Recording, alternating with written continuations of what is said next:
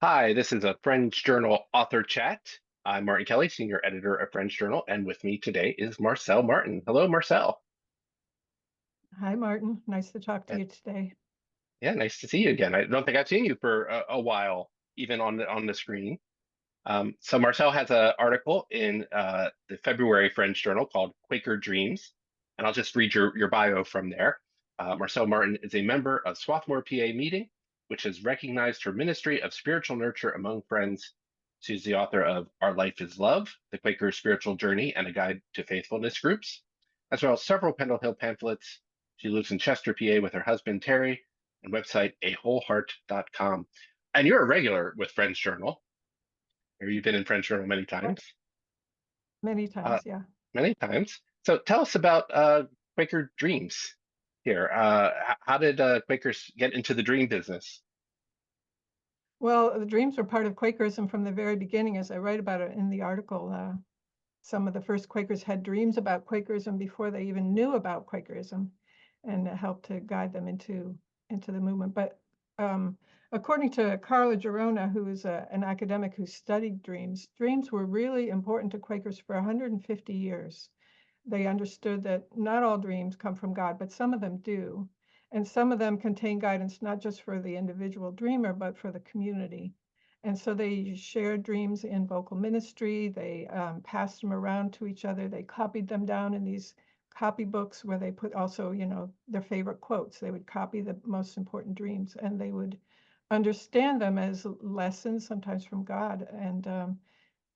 And sometimes these things even guided them to new understandings of society. As I wrote, I gave an example of one of the most famous Quaker dreams from 1698, a Quaker who was considering buying a slave after his indentured servants had finished their term of service. And he had a dream that convinced him that slavery was wrong and against God's will. And he wrote a proposal for the abolition of slavery. At Early, that yeah, time in 1698, it didn't go very far, but many of the Quaker abolitionists were convinced that slavery was wrong because of the dreams that they had. yeah. Tell me, this is Robert Pyle, is it that you're referring to? Tell me about his Yes. dream. How did his dream? How did his dream go? What do we know of his dream?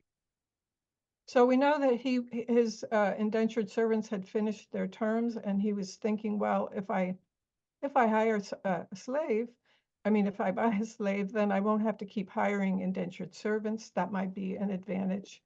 He was running a farm and a household in that century.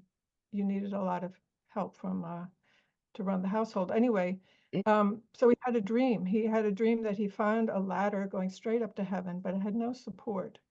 I'm sorry, before he got to the ladder, he found a black pot on the road.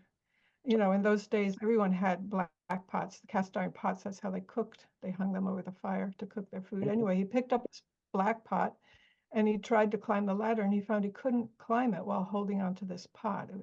The ladder had no support. It went straight up to heaven.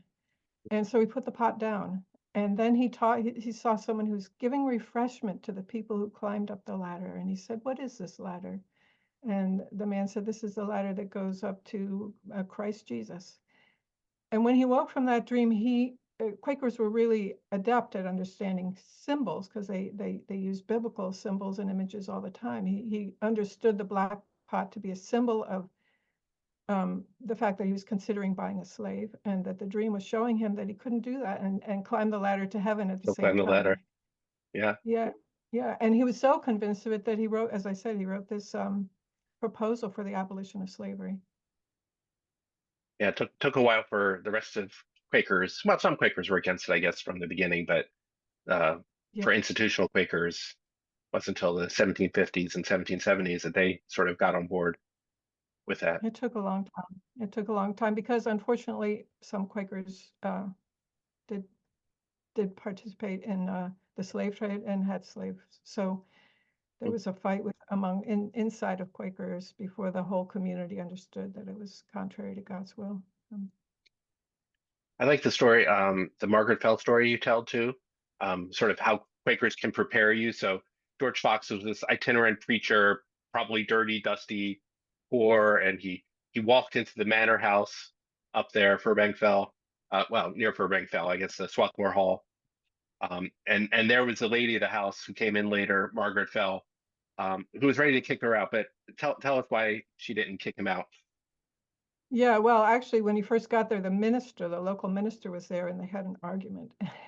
And Margaret Fel, uh, he was rude to her. He called her thee and thou instead of you, to indicate her superior social status. He looked kind of rough.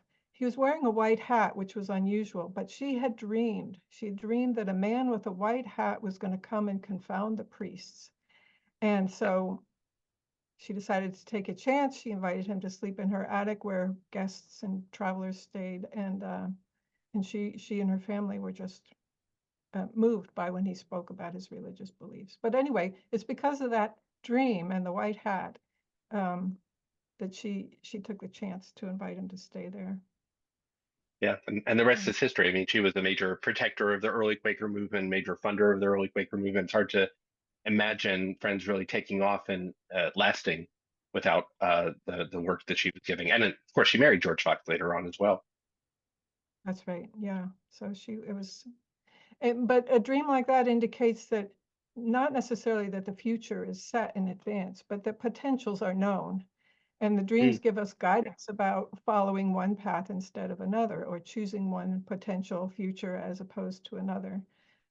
It's Dreams are mysterious, but they come from a realm of wisdom that's much, much, much larger than our conscious minds. And if we learn to pay attention to that, it can really guide us in significant ways, culture transforming ways.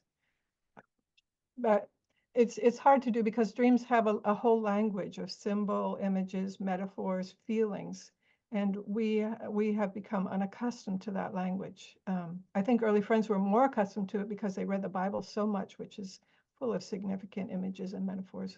It was part of their And plenty of language. dreams too, like lots of people having dreams from God. So they were kind of primed to have this and to know that this is a possibility. Absolutely, yeah.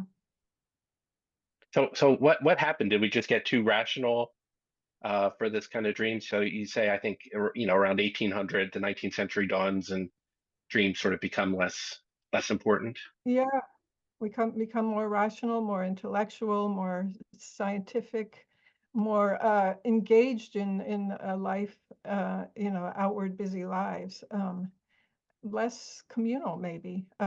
Dreams are it's hard to understand your own dreams. It's really helpful to talk about them with other people, and to have your family at least, but other groups talking about your dreams to help you understand what they mean. And that part of our culture just disappeared, sadly. Yeah, sadly, because I mean, sort of ministry can also be sort of dreams. It's something that's coming up from an unexpected place. Oftentimes, and I love also the stories of Quaker promptings. So not exactly dreams, but not unlike dreams, where there's the story of the Quaker minister. She was in a carriage driving down the street, and she passed the house, and she said, "Stop! Stop! Stop! Someone in there needs some spiritual guidance." And then the carriage Yes, stopped, and she ran out, and sure enough, it was. right. And the more attention you pay to that kind of thing, these intuitions, the more you're able to access your dreams. I mean, all of your sort of inner promptings and inner life, can come online if you pay attention to it, if you value it, if you spend time trying to understand it. One of my favorite simple Quaker dreams comes from Howard Brinton's book, Quaker Journals. He read lots of Quaker journals, and one of his chapters is on the dreams that were in these books. And one of them was like someone I have who it back was here used to somewhere. giving. Yeah. Mhm. One of them was a dream of someone who was used to giving vocal ministry in meeting. And it was a simple dream. He dreamed that he was standing in the woods at a creek, and he had a pitcher. And he put his pitcher in to get some water, and he just dipped it right in and pulled it up. And there wasn't very much water in the pitcher. And in the dream, someone told him to hold the pitcher down longer. So he held the pitcher under the water longer, and then he pulled it up, and it was full. And he understood that this was guidance about giving his vocal ministry, that he was in the habit of, as soon as he felt the prompting, he would jump up and speak. But if he sat with the prompting and let it sort of grow, or you might say ripen, or let the pitcher fill, the ministry would be much more, there would be much more to it. He would have more water to give to others if he took his time. That's great, and yeah, the living water, and yeah, that's a Mhm. wonderful metaphor. Um, Yeah. so what about more contemporary? So you talk about in the article having a dream teacher, Jeremy Taylor, who gave workshops at Pendle Hill, and it sounds like a lot of that resonated with kind of. Now, was Jeremy, was he a Quaker?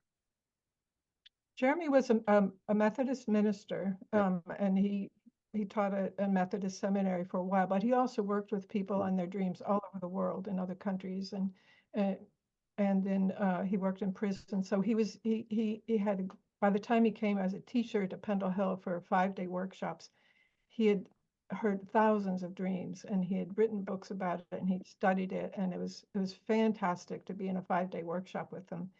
And he based the workshops on the dreams that the people in the workshop had. Someone would share a dream, and we engaged in what he called projective dream work. So it was based on the understanding that actually everything in your dream most often represents a part of yourself. And so if you look at it that way, and there are often, we grow up in, say, for instance, I grew up in a family where anger wasn't really very acceptable to express anger. So the part of me that was angry got suppressed and buried.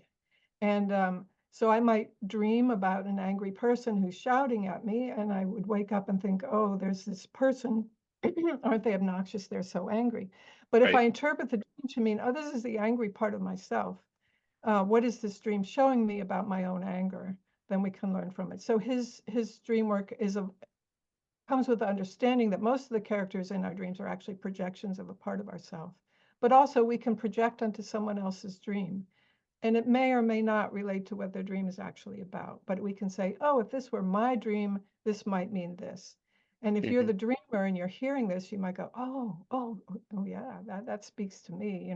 There's something inside of me that says, yeah, pay attention to that.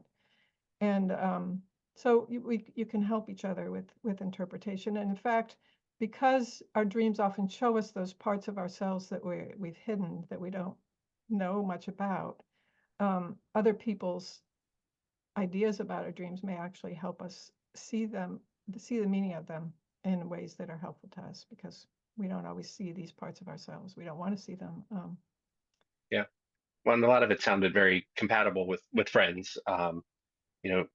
One quote, I don't know, I think this is actually a quote from you though, but talking about Jeremy Taylor, dreams therefore often show us places in our psyche that are wounded, hurting, and hurtful to others. Um, which, early friends would talk about, Christ showing us where we need to improve, sort of, the spotlight of the light, showing us things that we need to change, and also comforting us then and helping us change. But it seems like it's really tied into kind of that early Quaker spirituality. Absolutely. And I think that may be why Quakers, more than most other Christians of their time, were able to work with dreams, because they understood that God actually shows us, where we're going wrong as a way to help heal us, or help us grow, or help us to become more what God would have us be.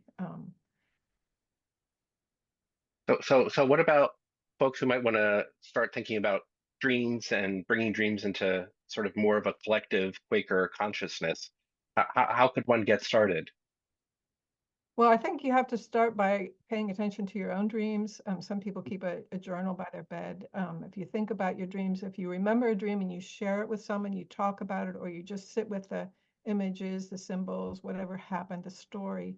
The more you pay attention to it, the more you'll be able to remember your dreams. Mhm. But then it's good to find people to share your dreams with. My husband and I meet with another couple who are interested in dreams, and about once a month we share our dreams with each other, and we do a little dream work with it. And there are lots of different kinds of dream groups, and I'm actually thinking, it would be great if more Quakers had dream groups. And so you have to develop this individual and small group familiarity with dreams, and then it can become more and more a part of the culture. Yeah, but in all of my articles, I have, not in all of them, but in many of them, I have shared a dream that's been important to me. But I think in this time when we're facing such an unknown future, so many things at play, some of them very difficult and frightening.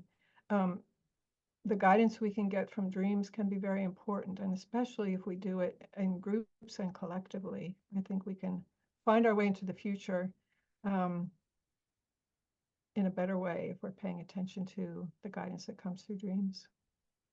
Yeah, that sound feel very connected to the guidance we have just in our everyday lives and the guidance we have when in worship and ministry is bubbling up there.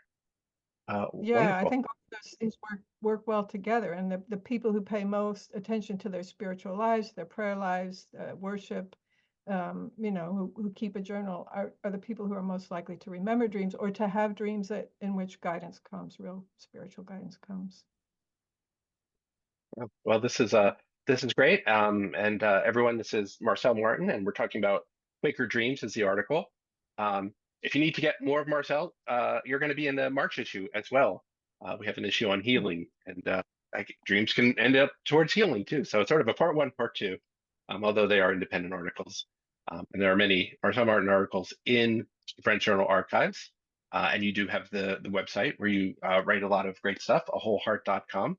Probably recommend subscribing to that or following in your RSS reader, however you do, following Marcel on Facebook, whatever you do to read more of these. So thank you, Marcel, for being here with us today.